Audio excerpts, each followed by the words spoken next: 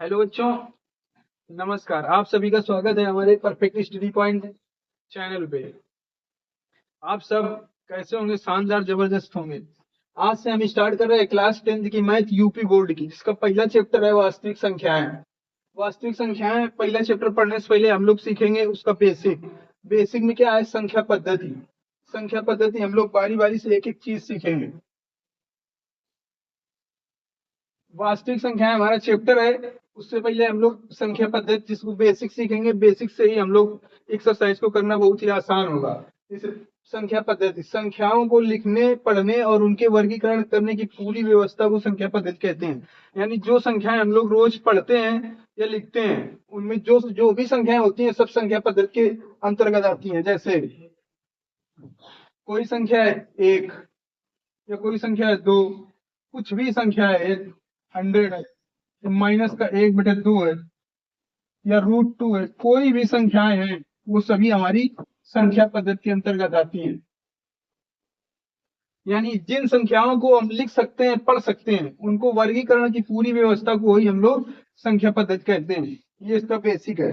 आगे देखिए, प्राकृतिक संख्या। प्राकृतिक संख्या क्या होती हैं कि गिनती करने के लिए जिन संख्याओं का उपयोग किया जाता है, गिनती करने के लिए जिन संख्याओं का उपयोग किया जाता है उनको हम वास्तविक संख्या कहते हैं। जैसे कि हम पूछते हैं आपसे कि आपकी क्लास में कितने छात्र हैं, आप यही बोलेंगे कि 1 2 3, मतलब एक से ही स्टार्ट करेंगे। तो गिनती करने में जिन संख्याओं का उपयोग किया जाता है उनको हम प्राकृतिक संख्या कहते हैं। जैसे उदाहरण देखो,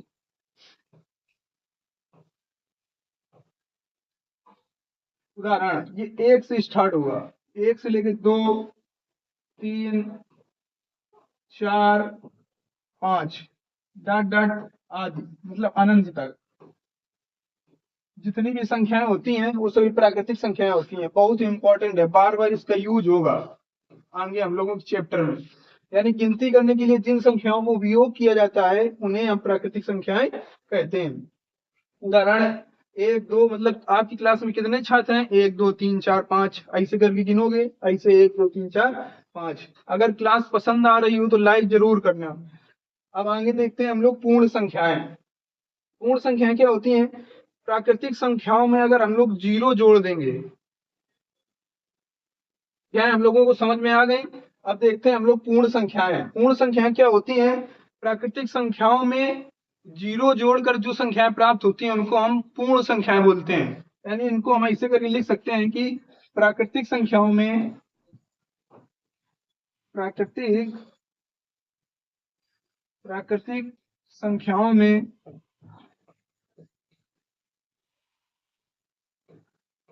जीरो जोड़ देने पर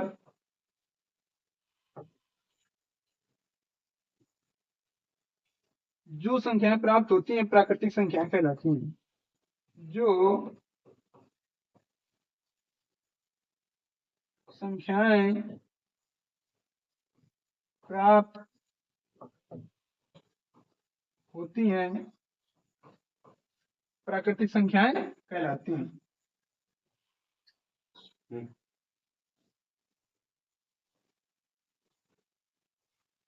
पूर्णांक संख्याएं,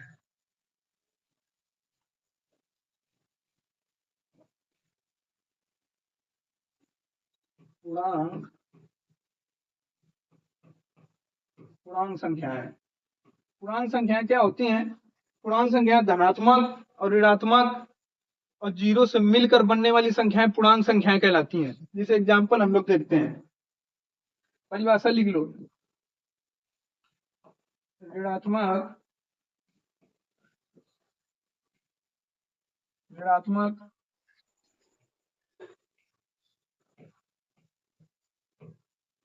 धनात्मक ऋणात्मक धनात्मक संख्याओं और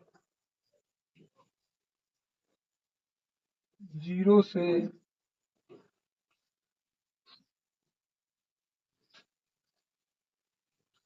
मिलकर बनने वाली संख्याएं बनने वाली संख्याएं बनने वाली संख्याएं पूर्णांक संख्याएं कहलाती हैं। पूर्णांक संख्याएं कहलाती हैं।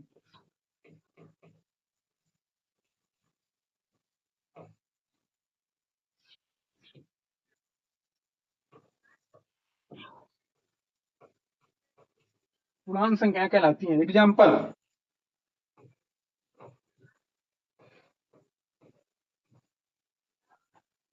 हम लोग देखते हैं। एग्जाम्पल, पूर्णांक संख्याएं क्या होती हैं? जो जीरो और ऋणात्मक और धनात्मक संख्याओं से मिलकर बनने वाली संख्या क्या कहलाती हैं? पूर्णांक संख्याएं कहलाती हैं। पूर्णांक संख्या कहलाती हैं। देखो, पूर्णांक संख्याएं, पूर्णांक संख्याएं मतलब जीरो, इधर लिखा है 1 2 3 4 डॉट डॉट करके इनफिनाइट तक। इधर लिखा है -1 -2 -3 -4 डॉट डॉट माइनस इनफिनाइट। ठीक, ये जो संख्याएं होती हैं हमारी,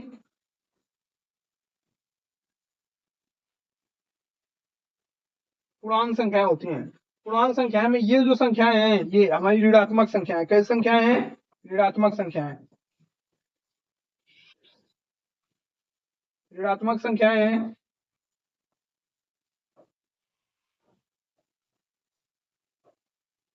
ये हमारी संख्याएं धनात्मक संख्याएं हैं।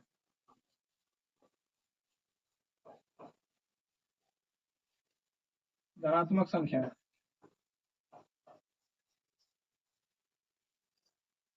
ये हमारा जीरो। देखो, पूर्णांक संख्या धनात्मक, ऋणात्मक और जीरो से मिलकर बनने वाली संख्याएं पूर्णांक संख्या कहलाती हैं। ऋणात्मक संख्याएं -1 -2 -3 से लेकर माइनस इंफिनाइट तक, जीरो 1 2 3 4 से लेकर प्लस इंफिनाइट तक, ये संख्या हमारी पूर्णांक संख्या कहलाती हैं। अगला देखो, अपरिमेय संख्याएं। अपरिमेय संख्या से पहले हम लोग सीखते हैं परिमेय संख्याएं। परिमेय संख्याएं क्या होती हैं? परिमेय संख्या पहले वास्तविक संख्या। देखो, जो चैप्टर हमारा है वास्तविक संख्याएं, अभी तक हम लोग बेसिक सीख रहे थे, अब यहाँ से चैप्टर अपना स्टार्ट है।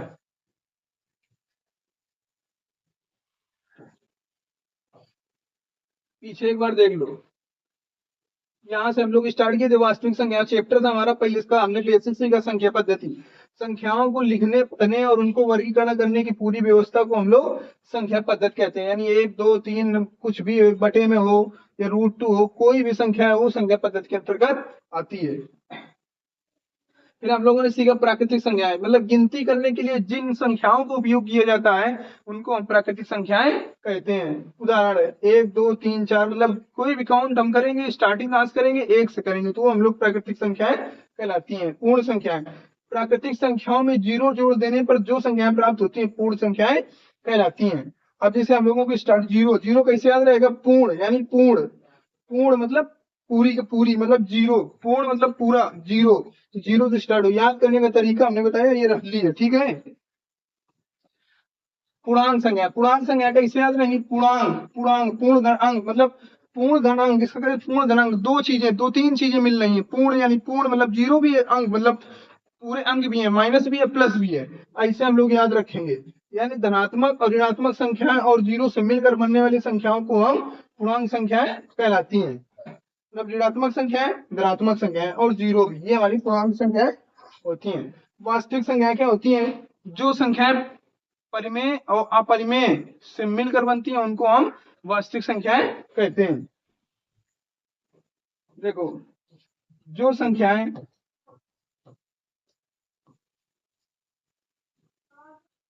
जो संख्याएं परिमेय और अपरिमेय अपरिमेय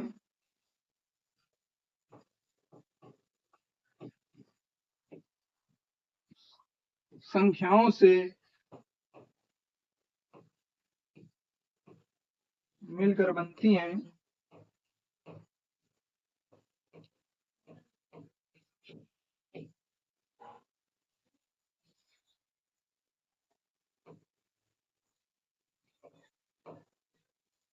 मिलकर बनती हैं वास्तविक संख्याएं कहलाती हैं।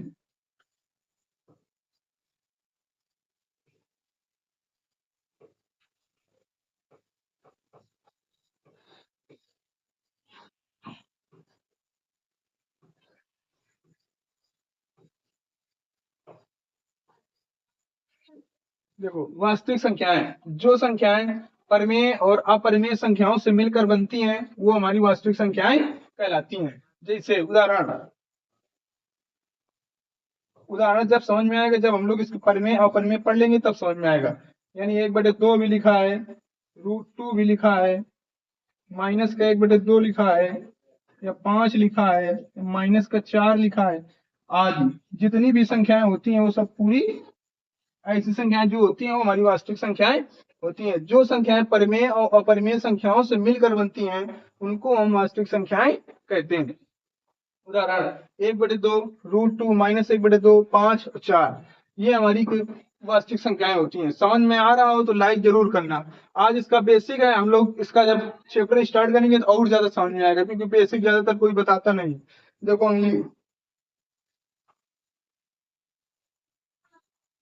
हम लोग पढ़ते हैं परिमेय संख्याएं। कौन संख्याएं? परिमेय संख्याएं। परिमेय संख्याएं क्या होती हैं? देखो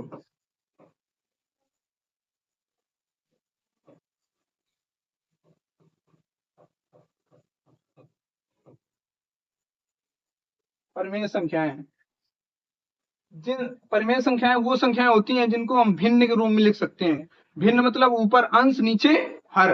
इसकी परिभाषा हम लोग कैसे बनाएंगे कि जिन संख्याओं को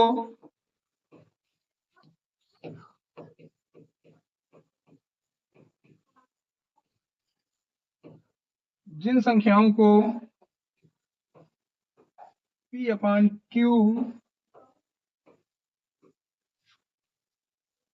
के रूप में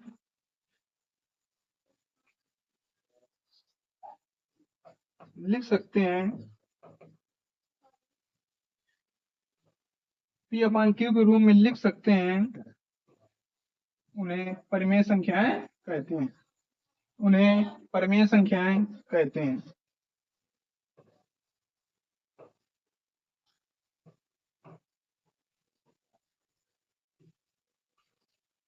परिमेय संख्याएं कहते हैं।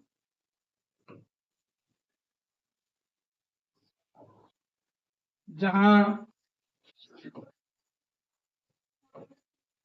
Q का मान 0 नहीं हो सकता है।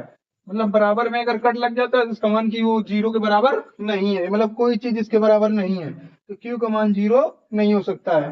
परिमेय संख्या जिन संख्याओं को हम P/Q का मतलब समझ रहे हो? इधर देखो, समझा रहे P/Q। परिमेय संख्याएं जिन संख्याओं को P/Q के रूप में लिख सकते हैं उन्हें हम परिमेय संख्याएं कहते हैं। जहाँ Q का मान हमारा कभी 0 नहीं हो सकता है। जहाँ Q का मान कभी 0, Q मतलब हर का मान कभी 0 नहीं हो सकता। उदाहरण 1/2, 1, 2, 3/4 डॉट डॉट आज तक। यहाँ पे आप लोग बोल रहे होंगे भैया इसके नीचे कुछ है नहीं है, तो मतलब 2, 2 के नीचे अगर 1 कर लेंगे कोई प्रॉब्लम नहीं होगी। इसको हम क्या बोल देंगे? P का बोल देंगे। P इसको क्या बोल देंगे? Q का बोल देंगे। Q यानी P/Q। बात समझ में आई? यही हमारा ये होता है परिमेय संख्याएं। अब हम लोग सीखेंगे अपरिमेय संख्याएं। क्या सीखेंगे? अपरिमेय संख्याएं। देखो यहीं पे हम लोग सीख लेते हैं साथ में अपरिमेय संख्याएं।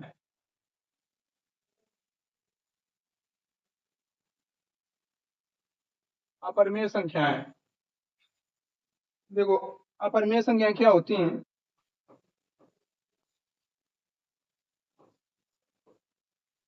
अपरिमेय संख्याएं, अपरिमेय संख्याएं पहले सीखो।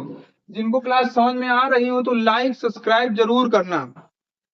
ठीक है, लाइक वहां पे लाइक का सब्सक्राइब का निशान होगा, उसको हम लोग दबा सब्सक्राइब करके बेल आइकन को जरूर दबा देना। तो अपरिमेय संख्या क्या होती हैं? जिन संख्याओं को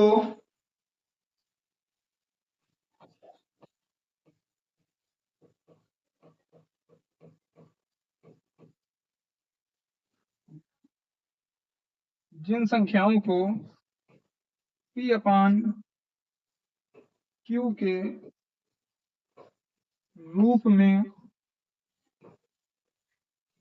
नहीं लिख सकते, नहीं लिख सकते,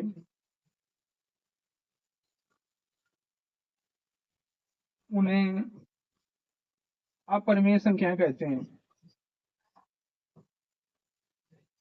अपरिमेय संख्याएं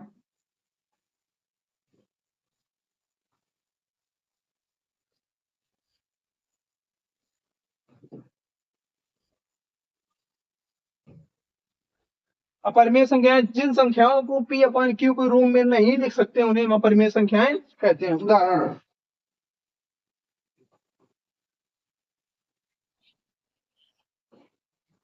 उदाहरण, उदाहरण में जैसे √2 या √5, √6 या पाई।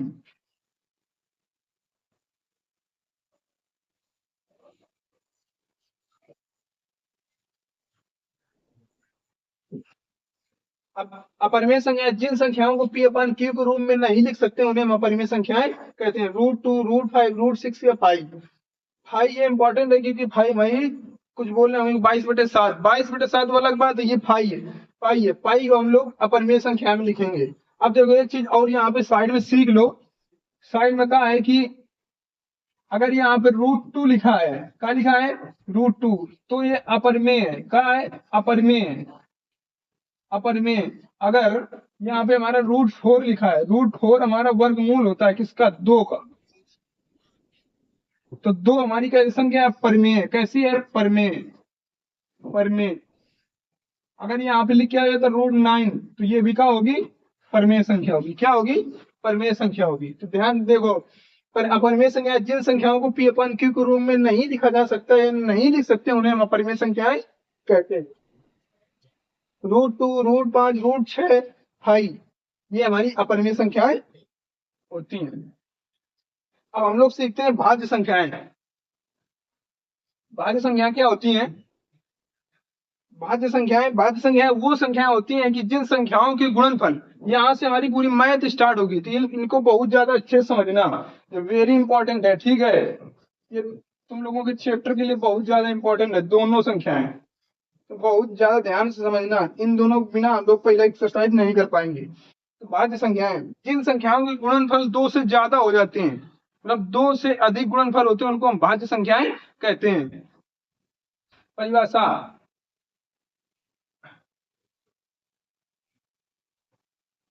देखो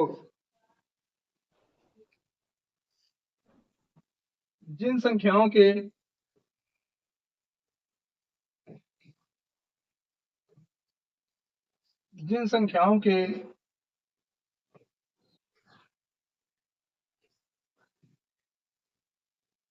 गुणनखंड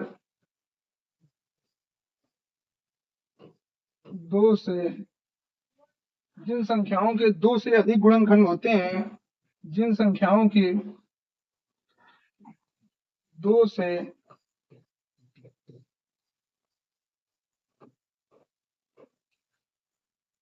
अधिक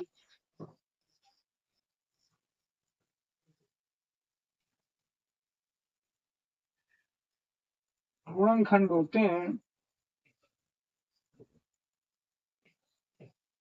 उन्हें भाज्य संख्याएं कहते हैं, उन्हें भाज्य संख्याएं कहते हैं।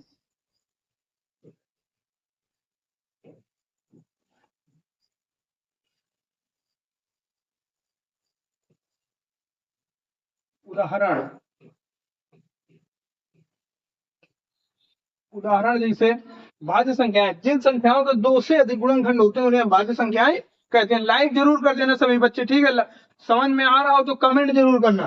भाज्य संख्याओं की मतलब क्या है, देखो जैसे लिखा है हमारा 6, क्या लिखा है 6, देखो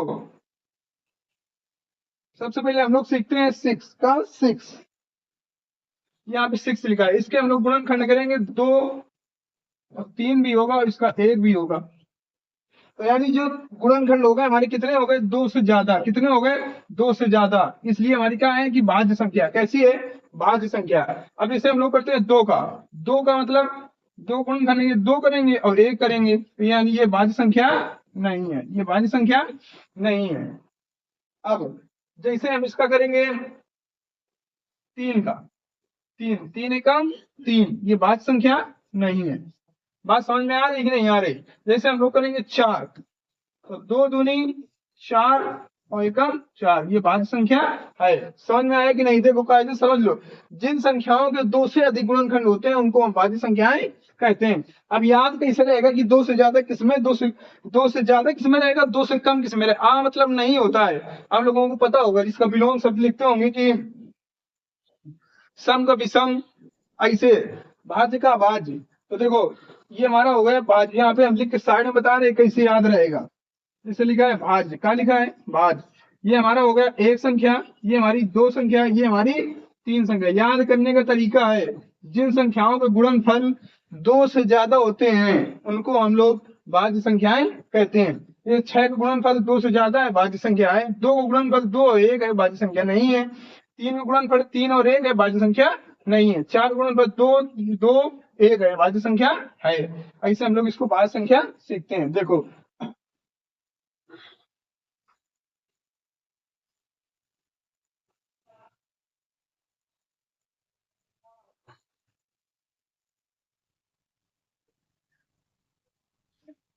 अब हम लोग सीखते हैं अभाज्य संख्याएं। कौन संख्याएं?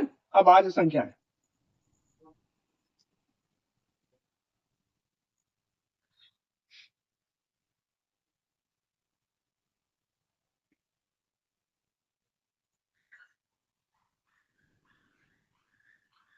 देखो अभाज्य संख्याएं,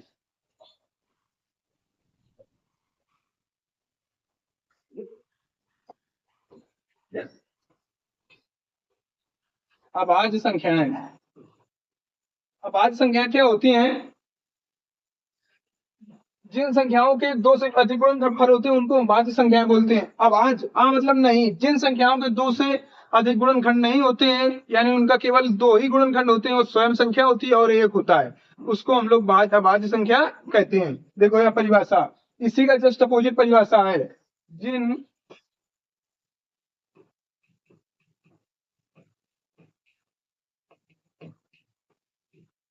जिन संख्याओं के दो से ज्यादा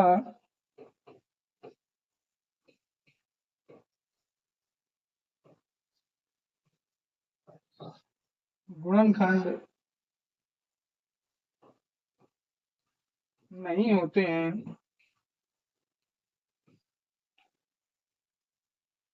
मतलब ये तो एक होगा, एक और स्वयं संख्या होगी, यानी केवल दो ही गुणनफल होते हैं, उन्हें अभाज्य संख्या कहते हैं। उन्हें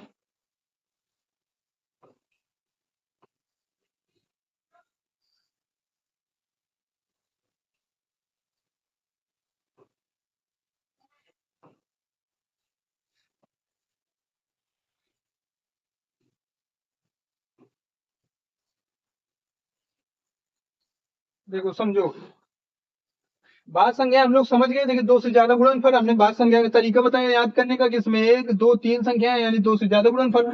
आ लग जाएगा मतलब नहीं, मतलब जिनकी दो से ज्यादा गुणनफल ना हो, मतलब वो या तो एक होगा या तो वो खुद स्वयं संख्या होगी, उसको हम लोग अभाज्य संख्या कहते हैं। देखो इसके उदाहरण, उदाहरण देखो हम लोग नेक्स्ट स्लाइड में पढ़ लेते हैं। उदाहरण, अभाज्य संख्या के उदाहरण।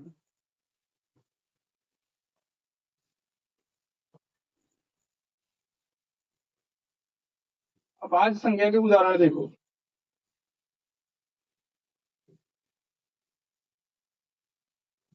उदाहरण जैसे हम लोगों ने लिखा है यहाँ पे दो, दो मतलब स्वयं से कट जाएगी और एक से भी कट जाएगी।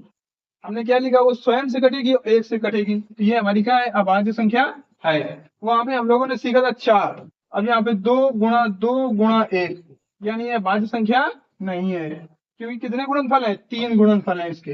अब इसे हम लोगों ने लिख लिया थ्री,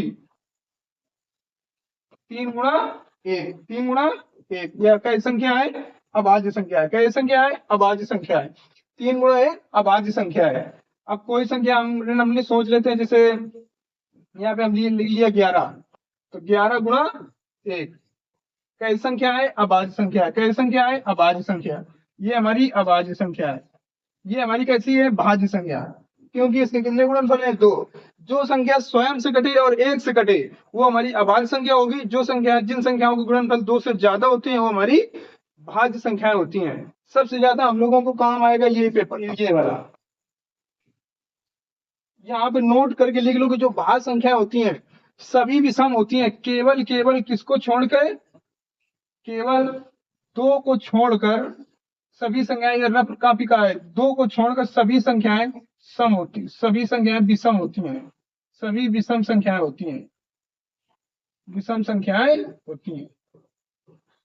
अगर ऑप्शन में आ जाए, जो 1 नंबर वाले क्वेश्चन होते हैं कि अभाज्य संख्या कौन सी है, अगर 2 ऑप्शन में हो तो लगा देना। ये ना सोचना कि अभाज्य संख्याएं सभी विषम होती हैं, केवल 2 को छोड़कर सभी विषम संख्याएं अभाज्य संख्याएं होती हैं। देखो अब हम लोग सीख लेते हैं कि सम और विषम क्या होता है। जैसे हम लोगों ने यहाँ भी सीखा कि सभी विषम और सम, बहुत ही छोटे टॉपिक, हमको उम्मीद है तुम लोगों को पहले से आता होगा। सम संख्या, लाइक जरूर कर देना सभी लोग। सम संख्याएं,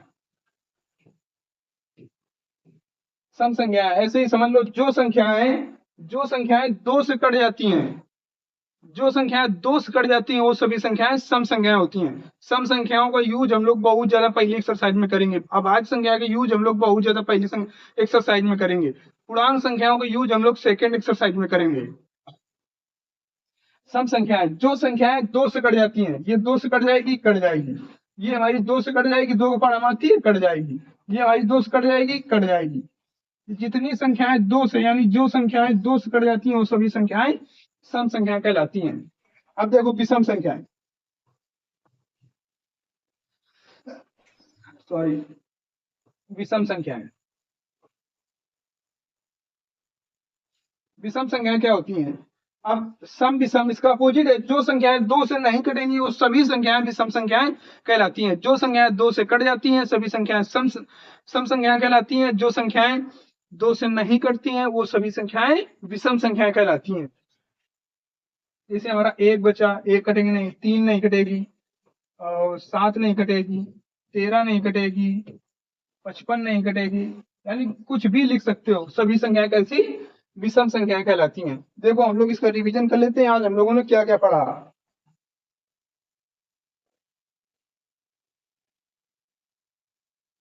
अब देखो हम लोग, चैप्टर हमारा था पहला वास्तविक संख्याएं। क्या था? वास्तविक संख्याएं। ये हमारा चैप्टर था, ये हम लोगों का चैप्टर था वास्तविक संख्याएं। संख्या पद्धति हम लोग इसका बेसिक सीख रहे हैं, फिर हम लोगों ने वास्तविक संख्या सीखी। बेसिक क्या है? संख्याओं को लिखने और पढ़ने और उनके वर्गीकरण की व्यवस्था को हम लोग संख्या पद्धति कहते हैं। उदाहरण में 1, 2, मतलब कोई भी संख्याएं होती हैं वो सभी संख्या पद्धति कहलाती हैं। अब प्राकृतिक संख्या, प्राकृतिक संख्या क्या होती है? गिनती करने के लिए जिन संख्याओं को हम लोग यूज करते हैं, उपयोग करते हैं, उनको हम सब क्या कहते हैं? प्राकृतिक संख्या कहते हैं। कोई भी चीज गिनना है प्राकृतिक संख्या से स्टार्ट होगा। प्राकृतिक संख्या याद रखना, बहुत काम आएगा, क्योंकि कभी कभी हम लोग प्राकृतिक में 0 लगा देते हैं, पूर्ण में 0 नहीं लगाते। कभी पूर्णांक में कुछ लगा देंगे, कभी कुछ लगा देंगे। तो याद करने का हमने तरीका भी बताया है। तो प्राकृतिक संख्या, पूर्ण संख्या क्या होती है? प्राकृतिक संख्याओं में 0 जोड़ देने पर जो संख्याएं प्राप्त होती है उन्हें हम पूर्ण संख्याएं कहते हैं। पूर्ण मतलब पूरा, मतलब हमने यहाँ पे साइड में बताया कि पूर्ण मतलब पूरा, यानी 0। तो 0, 1, 2, 3, 4 ये हमारी पूर्ण संख्याएं होती हैं। लाइक भाई एक बनता है, लाइक जरूर कर देना सभी लोग जो भी वीडियो देख रहे हैं। कमेंट करके जरूर बताना कि वीडियो कैसा लगा। फिर हम लोग जब कल टॉपिक पढ़ेंगे तब आप लोगों को और ज्यादा अच्छा लगेगा। और देखो पूर्णांक संख्याएं, ऋणात्मक, धनात्मक और 0 से मिलकर बनने वाली संख्याएं जो होती हैं वो हमारी पूर्णांक संख्याएं कहलाती हैं। ये देखो 0 है, इस तरफ हमारा ऋणात्मक है, इस तरफ हमारा धनात्मक है। ऋणात्मक, 0 और धनात्मक संख्याओं से मिलकर बनने वाली सभी संख्याएं पूर्णांक संख्याएं कहलाती हैं। पूर्णांक याद कैसे? पूर्णांक मतलब पूर्ण आ रहा है तो 0 होगा। अंक मतलब कोई भी अंक आ सकता है, माइनस भी प्लस भी। तो पूर्णांक जब बोल दिया जाए तो माइनस, प्लस और 0 पूरा का पूरा जो होगा वो हमारी पूर्णांक संख्याएं होंगी। और जो वास्तविक संख्या, ये हमारा चैप्टर है, यहाँ चैप्टर हमारा स्टार्ट है। जो संख्याएं परिमेय और अपरिमेय संख्याओं से मिलकर बनती हैं उन्हें हम लोग वास्तविक संख्याएं कहते हैं। अभी हम लोग परिमेय और अपरिमेय सीखेंगे तो तुम लोगों को समझ में आ जाएगा। उदाहरण 1/2 √2 -1/2 5 4 -4 आदि जो भी संख्याएं होती हैं हमारी वास्तविक संख्याएं होती हैं। अब हम लोग सीखते हैं परिमेय संख्याएं। जिन संख्याओं को P/Q के रूप में लिख सकते हैं उन्हें हम लोग परिमेय संख्याएं कहते हैं। जहां हमारा Q का मान कभी 0 नहीं होगा। P/Q हमने कहा बताया था कि भिन्न अंश अपान हर।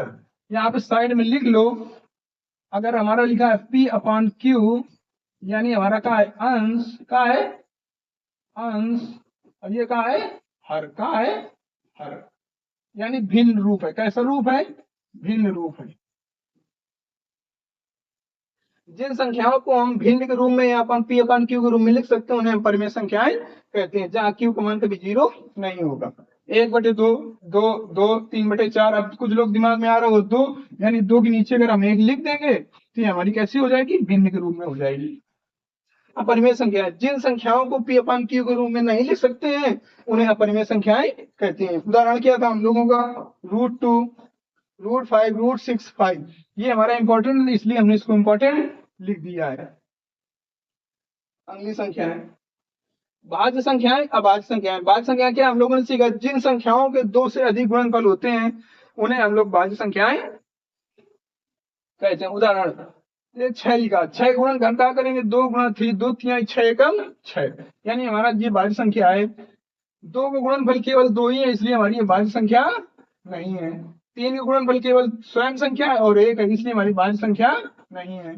4 गुणनफल 2 × 1 इसलिए हमारी भाज्य संख्या है। जैसे और कुछ भी सोच लो, हमने 12 सोच लिया, 12 क्या होगा? 2 × 2 दूनी 4 और 12 और गुणा 1।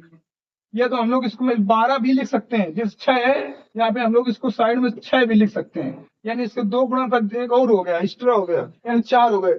ऐसे हम लोग यहाँ पे 12 भी लिख सकते हैं, क्योंकि हम लोग इसको गुणा करके अगर नहीं लिखेंगे तो इसे लिखेंगे 2 होगी, 3 होगी, 1 होगी और स्वयं 12 होगी। यानी ये 2 से भी कटेगा, 3 से भी कटेगा, 1 से भी कटेगा और 12 से भी कटेगा। यानी जिन संख्या इसके गुणनफल कितने हो गए? 3 हो गए। इसलिए हम लोग इसको क्या कहते हैं? भाज्य संख्या कहते हैं। अभाज्य संख्या है जिन संख्याओं के 2 से ज्यादा गुणनखंड होते हैं नहीं होते हैं उनको हम लोग अभाज्य संख्याएं कहते हैं। जैसे एग्जांपल देखो 11 और 1, यानी स्वयं संख्या से कटेगा और 1 से कटेगा। इसको हम लोग ऐसे लिख सकते हैं 11 से कटेगा और 1 से कटेगा। जैसे 2 हमारा है, जैसे 2 से कटेगा और 1 से कटेगा। ये 4 है, 4 गुण कितने हो गए? 2 × 2 × 2, यानी इस 2 से भी कटेगा, इस 2 से भी कटेगा, यानी 2 से कटेगा, 4 से कटेगा और स्वयं 1 से कटेगा। यानी कितने गुणनफल हो गए? 3। इसलिए हमारी कैसी संख्या है? भाज्य संख्या है, इसलिए अभाज्य संख्या नहीं है। 3 यानी 3 से कटेगा, 1 से कटेगा, इसलिए हमारी कैसी संख्या है? अभाज्य संख्या है। सम संख्या, सम संख्या हम लोगों ने क्या सीखी? जो जिन संख्याओं को 2 से भाग दिया जा सकता है, यानी जो संख्याएं 2 से कट जाती हैं या जिन संख्याओं में 2 का भाग चला जाता है वो सभी संख्याएं हमारी सम संख्या कहलाती हैं। इस 2 में 2 का भाग चला जाएगा, इस 2 में अगर हम 2 का भाग देंगे तो चला जाएगा 2 एकम 2। 4 में 2 का भाग देंगे चला जाएगा 2 दूनी 4। ऐसे जिन संख्याओं में 2 का भाग चला जाता है वो सभी संख्याएं सम संख्याएं कहलाती हैं। विषम संख्याएं, जिन संख्याओं में 2 का भाग नहीं जाता वो सभी संख्याएं विषम संख्याएं कहलाती हैं। कैसी लगी आप लोगों को क्लास? कमेंट करके जरूर बताना। कल हम लोग अगला सीधे एक्सरसाइज, एग्जाम्पल और एक्सरसाइज सीखेंगे। जब हम लोग इसका सवाल लगाएंगे तो इनका बहुत यूज होगा, तब आप लोगों को समझ में आएगा कि बेसिक कितना इंपॉर्टेंट है। धन्यवाद।